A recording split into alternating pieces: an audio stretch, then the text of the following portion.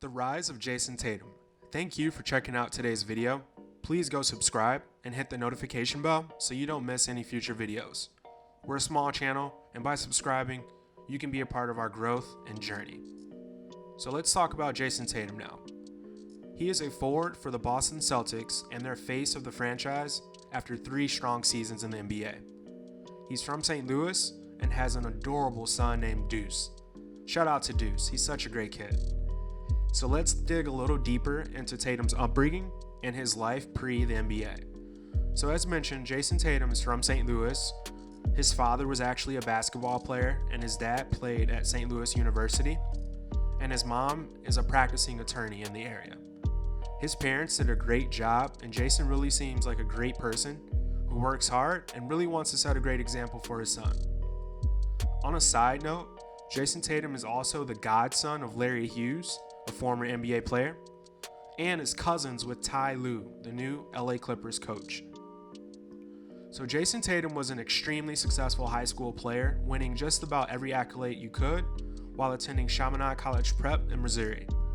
His freshman year, he was named the co-player of the year, and he would just continue on from that early success and snowball that momentum into improving each year and winning a lot of the really big games whenever he matched up against other elite players in his class. In 2014 and 2015, he would win gold medals both years in the FIBA tournaments, playing for Team USA at their U15 and then U17 team level. And in 2016, he would actually be named to some of the top games for the top players in the country, and those were the Jordan Brand Classic, Nike Hoop Summit, and he was also named a McDonald's All-American. At the end of the year, he was also named Gatorade's National Player of the Year for 2016, which is a huge accomplishment for any high school player. It's the biggest award you could possibly win across the nation. So that was really awesome for him to win that. And he would commit to Duke University over UNC and Kentucky. So let's talk about his time at Duke a little bit. Although Jayson would miss the first 8 games of the start of his freshman year while at Duke, he did immediately show once he got on the court why he was a top 5 recruit in the nation, and also quickly became their best player. Over the back half of the season, his strong play really helped Duke in their conference play and tournament games, and then obviously in the conference tournament or March Madness as we all know it. And although they lost in the second round of the tournament, Tatum had a really good year. He earned all ACC freshman first team honors and then was actually named to the all-conference third team. Due to his size, ability, natural talent, and overall production in college, after his freshman year, he decided to make the jump and enter the NBA draft in 2017. So early in the draft process, obviously when teams are finding out who they may want to draft, they bring players in for workouts and whatnot. Danny Ainge and the Celtics knew the guy they wanted was Jayson Tatum. And with that number 1 pick, they really had the opportunity to easily take him at that slot.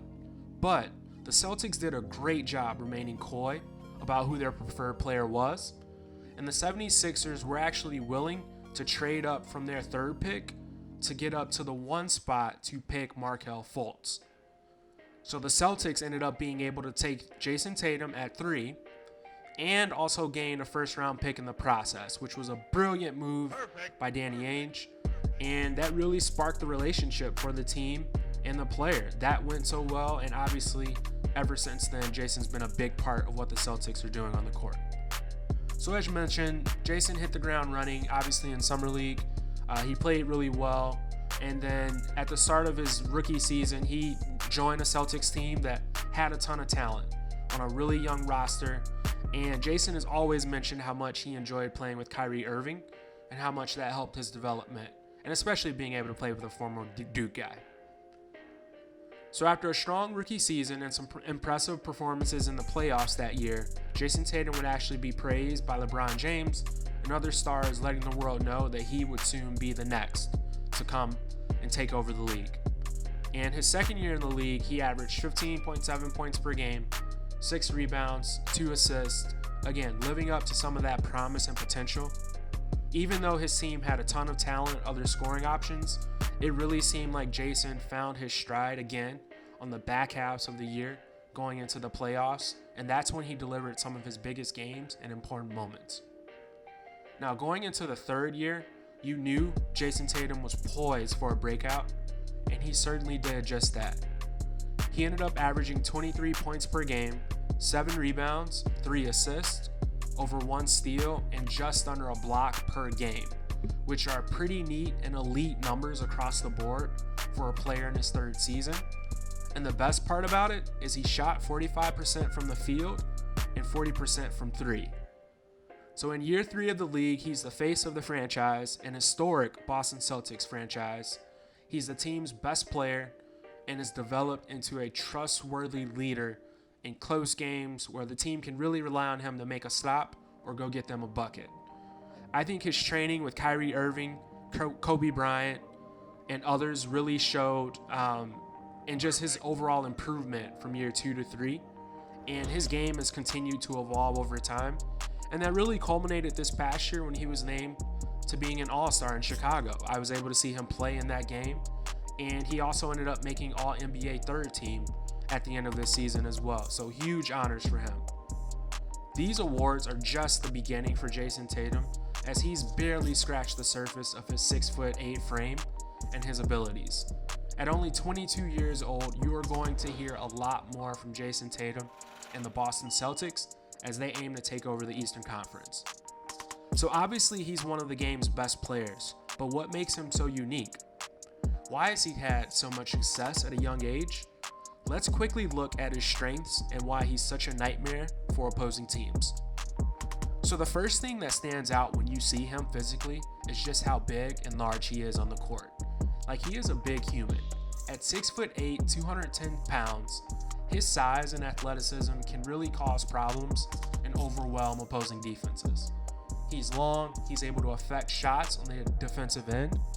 He can obviously block shots in transition and plays the passing lane really well, especially these last 2 years. On defense, he's also athletic enough and big enough to switch onto bigger guys so he can guard up, but he's nimble and quick enough on his feet where he can also switch screens and guard the smaller guys. He's been blessed with a pro body since he was in high school, and I think it's one of the main reasons why he was able to jump right in and run in a league where a lot of other players really struggle with that transition. And obviously on offense, he uses his body and his size well to get to his spots and create space. Like, if he could learn to use his body a little bit more when posting or driving, I think we could easily see him averaging 30 points per game when he's searching more contact out. Now, the second strength of his, and one that doesn't go as noticed, is his ball handling.